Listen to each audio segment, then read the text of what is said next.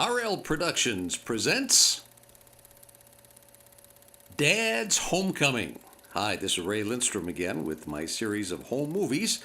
This one from 1956, the end of that year. This is December, and my dad, Alvin Lindstrom, lived in Chicago because he couldn't find a job in Tucson.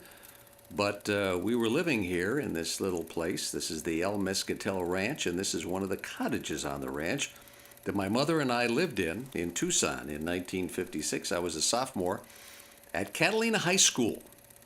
Here's my dad. Yep, he just got through working hard back in Chicago, and now he's just taking it easy right here in Tucson, Arizona.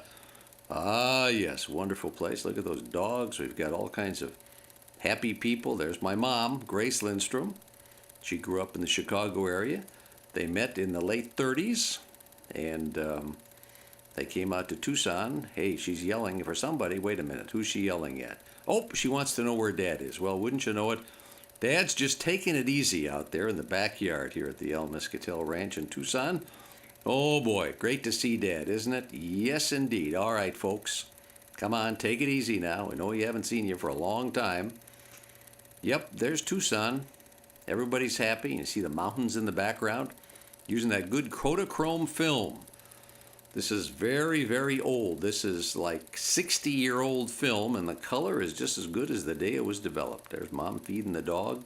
Dad's reading the paper, and there I am. I'm coming out. I got my baseball mitt and my ball, and I say, hey, Dad, come on, let's play some catch.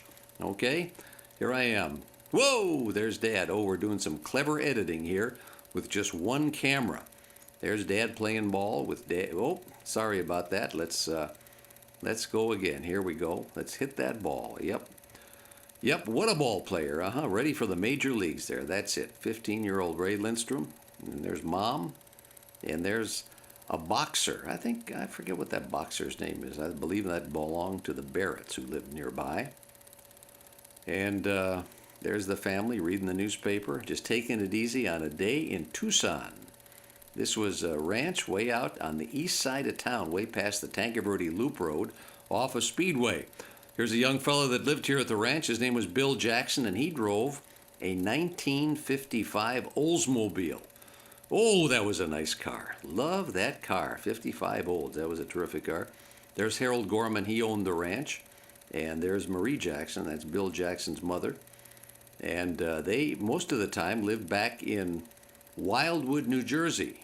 He owned the Hotel Wildwood, home of the famous Glass Bar in Wildwood, New Jersey, which was a very hot vacationing spot in New Jersey on the Atlantic Ocean. Yep. Marie Jackson and Harold Gorman right there, the Cattell Ranch. I was saying that it's way out on the east side of town. Matter of fact, it was only a dirt road way out there. Well, folks, we're going to take a trip to Mexico now. We're going to do a lot of stuff while Dad's here, so we're going to take some trips. And one of the first trips we're going to take is down to Old Mexico. Ay, ay, ay, ay, canta y no llores, porque cantando se gracelito lindo los corazones. Yes, there we go. Everybody dressed up very nicely in those days. Now, on the way down to Mexico, we had to stop by, of course, one of the great sights of southern Arizona, Tombstone, and the famous Boot Hill Cemetery. Ah, yes. Nothing like Tombstone and the Boot Hill Cemetery, one of the great tourist attractions of southern Arizona. Can't miss that one for sure. All the famous folks down there. That was the home for Wyatt Earp. He's not buried down there. As a matter of fact, he's buried in California, I believe. Anyway, in memory of the unidentified veterans, pioneers, and settlers. Then we went down to Bisbee, which was a mining town, an old mining town. Now, lately, in the last few years, it has become kind of a hippie's heaven. A lot of artisans live down there, and a very unusual town. But back in the 1950s, it was still a mining town. You know, at one time, Bisbee was the most populated town between Chicago and San Francisco, believe it or not, because of the mines there. And there was a busy, bustling town. No more. It was just kind of a broken down old town, and the mining is just about gone. And the hippies and the artisans haven't quite gotten there yet. So back in the 50s, it was just, well, it was just a worn out old mining town is all it was. And you can see that by the old buildings here. This is Bisbee, Arizona in 1956. Yep. Worn out place. Not much mining anymore. Well, now we're going to go farther south and go to Douglas. You can see the smokestacks from the copper smelters in Douglas. And across Douglas is Agua Prieta, Mexico. There's Mom and Dad driving the 1956 Buick Special black and white car. Nice looking car, though. I like that car. And they're going to go inside and they're going to wait for me because I got to take these movies, and then they're going to run out there and say, hey, don't forget me. It was very easy to go across the border in those days. I guess people don't do it anymore, but in those days, no problem. People crossed the border all the time, both ways. Agua Prieta was kind of a poor Mexican town on the border. This is way before all the drug cartels and all that other stuff that's happening in there now. But just a nice place. People would go and they'd buy cheap liquor to take across the border. And of course the tourists, they'd go and they'd get all their curios. And of course you'd have to have your picture taken on a burro or something like that. But this is Agua Prieta, right across the street, across the border from Douglas, Arizona. And in Douglas they had some mining. Anyway, we're back at the Cattell Ranch, and Dad, what do you do at a ranch? You ride a horse, and Dad's going to ride a horse. The horse's name is Sugar. It's a very nice brown horse. Dad's gonna go for a ride on this. He's not a great accomplished rider, but by golly, he gives it a good shot. And Sugar is pretty cooperative, if you ask me. Okay, Dad. Let's see, my dad was born in 1916, so Dad is 40 years old there, as a matter of fact. Wow. I'm narrating this when I'm 75, so, you know, he's 35 years younger than I am now. Hard to believe, isn't it? There's our cottage at the Cattell Ranch. We had horses available to us. We could ride anytime we wanted to. I know I rode quite a bit. I had a horse called Twinkle Toes, which was a nice buckskin horse. But there's my dad from Chicago, where he spent all his time as an accountant. And now he's playing the role of a cowboy. Look at there. Got boots and everything. Proud of you, Dad. You're doing a fine job. Let's see if there's anybody else who's going to help out. Well, there is Virginia Barrett. Ginny Barrett, and she's ridden horses since she was probably 2 years old. She comes out, and she's going to show Dad how to ride this horse. Now watch this. Here we go. She was quite a rider. Ginny Barrett. And she lived here with her folks, Warren Barrett and his wife.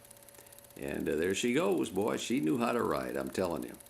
They owned farms near Utica, New York, and they would come out here in the wintertime. I think they were by Waterville and Casstown, or is it Watertown and Cassville? I guess that's what it was, in New York up by Utica. Anyway, there's Virginia Barrett riding Sugar. Oh, Dad's going to give it another shot. Okay, Dad, go ahead. It's all right. We want to see you on that horse. Come out to Tucson. You got to ride horses. That's what it's all about. There he goes. See some of the other cottages there. Boy, he's riding away, and there's that. They get dogs chasing him and everything else. Wow. Good going, Dad. Yep. Put your pens down from the accountant. Well, now we're going to go down to, or I should say we're going to go up to Las Vegas as part of our little trip here in September or December of 1956. This is Lake Mead National Recreation Area on the way to Las Vegas. And that's a big lake. And the lake is caused by none other than Hoover Dam, giant dam that they built in the early 1930s, a great project that was started by Hoover, President Hoover, and completed by Franklin Delano Roosevelt. And it was quite a project. It took about 4 or 5 years to do this, and put a lot of men who were working, who were out of work actually during the Depression, put a lot of guys to work in this thing. And of course, in those days, it was all men that worked here. Little town called Boulder, which is not too far from there. And that was kind of the company town for this whole thing, because originally it was called Boulder Dam. But later it was named after Hoover, President Hoover. And there it is, all different angles of the famous Hoover Dam, which supplied electricity not only to Nevada but also to Arizona, and a lot of that electricity went to California. It was a giant, giant project. You can see the water level is a little bit down. You can see where it once was, like a big ring on a bathtub out there. Wow. But pretty soon we're going to leave here and we're going to take a trip to the famous Las Vegas. Everybody likes to see Las Vegas in 1956. There's a little segment here that I put up on YouTube that's gotten over 100,000 hits on it because people just love to see Las Vegas in the old days because it sure has changed. All the things that we thought were so big in those days and so splashy and so bright and exciting are just so, they're so ordinary now because the town is so huge and so spectacular. Yep, there we go. Las Vegas, here we come. And there's Betty Hutton because we saw her when we stayed at the Sahara Hotel. Now we're going to go downtown. This is you can see it's Christmas time with all the Christmas ornaments. This is downtown Las Vegas on Fremont Street. There's the Golden Nugget, the Lucky Strike Casino. Over on the right-hand side is Binion's Horseshoe. And there's Mom. Hey, Mom, get out there and hit those slots. Boy, you know, since they put that roof on downtown, it hasn't been the same. They have that gigantic display there. Now we're going to go out on the Strip. There's a place that doesn't exist anymore, the Thunderbird Hotel with that giant sign. Oh, we thought that was so big. Who's appearing at the Thunderbird Hotel? None other than the Four Lads. You know, I just saw the Four Lads here in Tucson at the Fox Theater about a year ago. And there's only one of the lads left, and he is not much of a lad anymore. He's pretty old. The Treniers are playing there. And there's a drive-in theater, if you can believe that, right in the middle of the Strip. The Silver Slipper. Giant shoe going around up there. We thought that was really spectacular. Wow. And right next to the Silver Slipper is a place called the New Frontier. They lost their gaming license because they used shaved dice. Shame on them. So they lost all that money and everything. New Frontier appearing, Sally Forrest and Dick Shawn along with some other great names. There's the Flamingo. That's the one that Bugsy started, the first one there. The Flamingo starring Tony Martin and Miss America. Wow, Bob Scobie and Dave Burton in the lounge. That's what the Flamingo looked like in 1956, way out there on the Strip. Bugsy should see it now. At the Sands, Vic Damone and Rowan and Martin, and that was before they were famous for their laugh-in bit on television. And there's Dad. They're driving into the Sands Hotel, in and out, so they could drop me off and I could take these movies. And then we went down the Strip. There's Wilbur Clark's Desert Inn right now. Wynn's Hotel is in that place, but right there was a famous place. Billy Daniels and Paul Gilbert appearing in the main showroom at the Desert Inn. You know, some more pictures of the Silver Slipper, which was across the street. There weren't that many places back in those days, you know. I would say out on the Strip and what we would consider to be large casino hotels. Oh, the Rancho Vegas, Joey Lewis and Lily St. Cyr. Wow. And there were a couple people that were famous in those days, a great comedian, and Lily St. Cyr. I think she was a stripper, wasn't she? Yep, well, she performed. And at the Sahara, the one and only Betty Hutton. This is where Mom and Dad decided to stay. Louis Prima and Keely Smith in the lounge. They put on a great lounge show. Now, I think here at the Sahara, we're going to see some famous people. Wow. Yeah, I wonder who they could be. Maybe they'll be coming out of the door here pretty soon. You never can tell. Let's see. Anybody famous? Well, let's see here. Oh my gosh. It's Grace and Alvin Lindstrom. How do you like that? I understand that they're parents of that famous, nationally known star, Raymond Lindstrom. Yes, that's right. Wow. Incredible, huh? Yes, indeed. It certainly is. There's the pool. Not too many people in the pool at the end of December in 1956. Now let's go up and down the Strip. I took my 8mm camera, and we saw some of the signs. At the Sahara Hotel, that's Betty Hutton. El Rancho Vegas, we saw that earlier. Joey Lewis and Lily St. Cyr. You know, the film in those days was so slow, it's really hard to see these signs. The El Rancho Opera House, and on top of that, was a windmill. Never did understand why they have a windmill there. This isn't exactly farm territory. The Thunderbird Hotel, yes, the Four Lads. And there was a big bird up there with a blinking eye. We all loved that. We thought these signs were so huge and fantastic. The Silver Slipper, and everybody liked to see that giant slipper going around.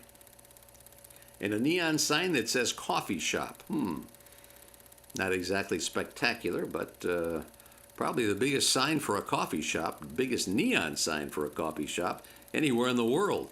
Then we went into the showroom, and I snuck my camera in there.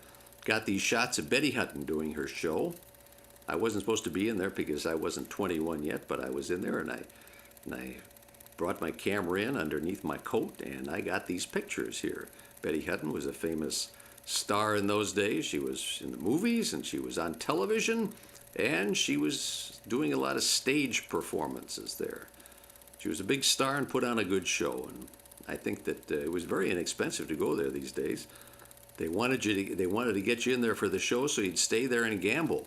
Food was inexpensive, and all the shows were all great. It was just the best place in the world to go if you wanted good entertainment. Of course, later on I'd learn, after I turned 21, that it was fun to gamble there. Yes, that's right. Oh boy, she's having fun. There you go. Well, the time must come. It's about time for Dad to go home now. Oh, it's a sad day. Dad's got to go back to Chicago and keep on being an accountant so he can make money and keep us going here. So Dad gets to go, and his son Ray gets to carry the suitcases out to the car. Yes, that's a sad day. Here we go.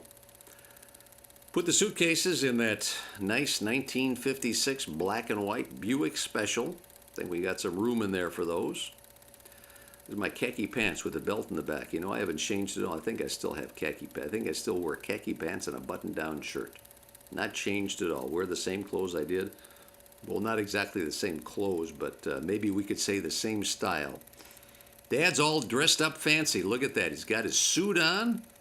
Mom's got all fancy to take him to the airport. Everybody dressed so well in those days. Gee, to get on an airplane, all the guys wore suits and the gals wore nice dresses. Today, you're lucky if you sit on board a plane and you're not next to a guy in a bathing suit and flip-flops. But in those days, it was real fancy. Certainly was. The Buicks in those days, see, the cars had 3 holes except for the Roadmasters, which had 4 holes there on the side. Okay, here we go. Time to go. Boy, we had to show pictures of this. It was so important that we get this exciting action in. I suppose Steven Spielberg started this way by taking pictures of his folks leaving for the airport. Yep, okay. You take the car down there and I'll run after you with my camera. Well, now we're at the airport. Mom and Dad have an emotional goodbye, and I see Dad's got his camera there too. Oh boy. There's his plane, the great old TWA Constellation. 4 engines. Notice no jets in those days. All propeller-driven planes, 4 props. Took you about, 6 to 7 hours to get to Chicago. Dad's getting on board there. See what I tell you. Look at everybody's all dressed up fancy. Everybody's got their suits on. Yep. Get on that plane, TWA. Gosh, I don't think we had to go through any metal detectors. He didn't have to take his shoes off or anything. Those were the good old days, huh? Dad's waving so long. Everybody, goodbye to Arizona. Hello, Chicago. And he'd be there in about 6 or 7 hours in the snow and the cold while we stayed here in the beautiful weather, Mom and I. That was the end. That was in the end of 1956. We had a good time with Dad as he came down to visit. And he had a tough time finding a job. He finally got a job at the Duval Copper Mine in 1959, so it took him another 3 years to get out here. But he eventually became resident manager of the Duval Esperanza Copper Mine here in Tucson.